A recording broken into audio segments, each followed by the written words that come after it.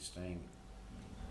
I am writing to complain about the difficulties that I'm facing and to so you've used facing correctly here to ask for an individual room. Yeah, so that is a very clear statement of purpose, very clear. With regard to the situation, good. The room is not suitable for studying.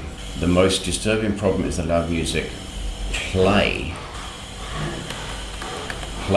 by my roommates, which goes on until late night on most days. Most days. As if the distraction due to loud noise, in this case I'd say caused by loud noise, is not enough. There are frequent parties during weekends, at weekends, which continues until next morning, or you could say through the night. To make matters worse, very nice phrase, the room is left without cleaning after the party until the following noon. The room is left without clearing. Left uncleaned. Left uncleaned. Well, that would be better. Left out is left uncleaned. Noon, the following noon. I think you'd have to say the next day. The following noon. Or around lunchtime, that would be. Next day noon. Because noon is strangely precise, isn't it? Until around lunchtime. I'm not happy, I'm not able to sleep. Explain your problems. I'm not able to sleep properly during the night. So that is a run-on. Oh no, I beg your pardon. As I'm not able to sleep properly during the night, I'm not able to concentrate during lectures. Yeah, you do need that, but of course it's not necessary to say during the night because it's redundant, isn't it? I mean, it would be better just to strike it out. As I'm not able to sleep properly, comma, I'm not able to concentrate during lectures. Well, Yeah, you are correct. You see, you always seem to want to use during when it's not always the best word in lectures. This environment is not conducive to study or studying, conducive to studying. I think studying is better, and so I lack academic progress ever since I moved to this room. Now, what tense are you going to use with since? Well, look, I'm not going to use lack here. I have not made any academic progress, since I moved into this room. I have not made any progress since I moved into this room. So the present perfect goes here, not here, or since moving. I have not made any academic progress. Okay. Maybe I feel I am getting behind with my coursework. Or you don't even need to say I feel. I am getting behind with my coursework, and I'm seriously worried about whether I can complete the year, successfully.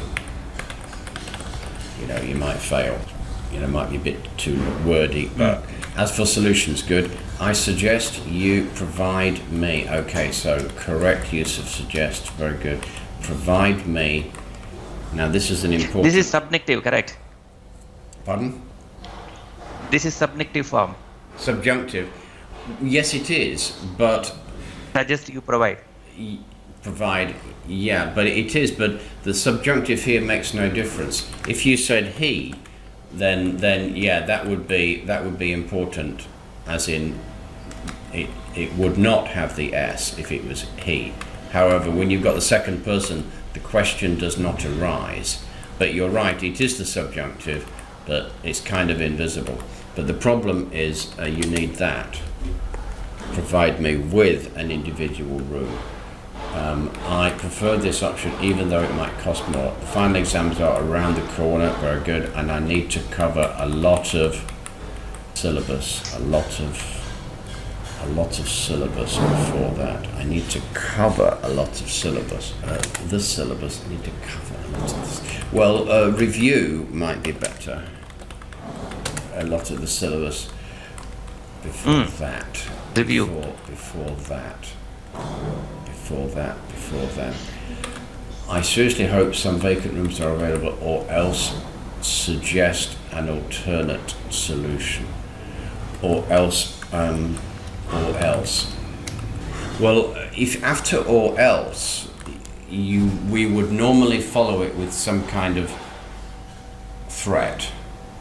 In this case. Sorry, after or else? Or else. Normally we follow? Well, it would normally be followed by something like, or else I will be forced to look for. I will be forced to look for another apartment. You know, you might say that to your landlord. It is an implied threat. So I'm going to have to change or else. You could say or else I may fail my exam, but that's not really correct here. Or if not. Alternatively, you may suggest.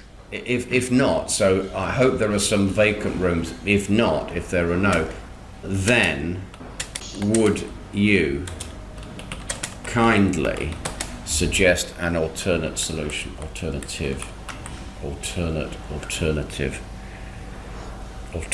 Okay, that's okay. If not, then would you kindly suggest an alternate solution? Alternate. You know, I think it should be alternative. Let's read it again. I seriously hope some vacant rooms are available. Well, you could put, that would be full stop. Full stop. Yes, that would be full stop. If not, yeah. Or if not. And if not. I don't want to put a full stop there because that would be a rather short sentence. Or if not. And if not. And if not. Then would you kindly suggest? Yeah. So look, going back to your original, can you see that? It's a bit small. Or else suggest. What verb form is that?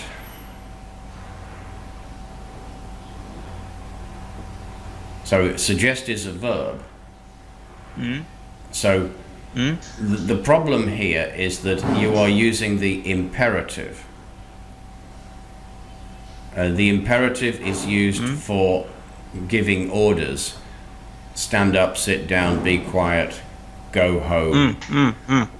And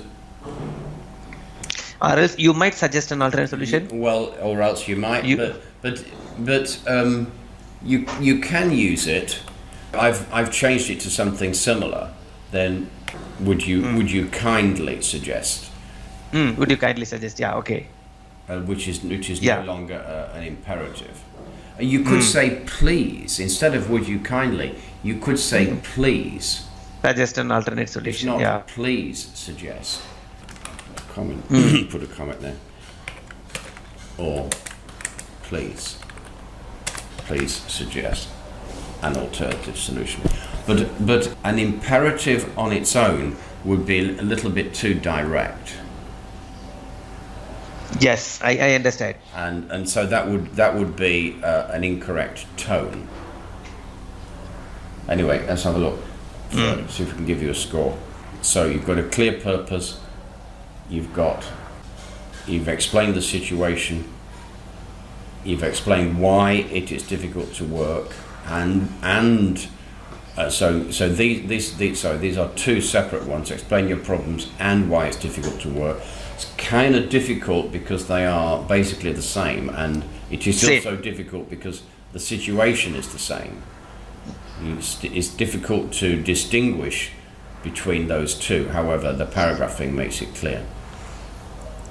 And you have stated what kind of accommodation you would prefer.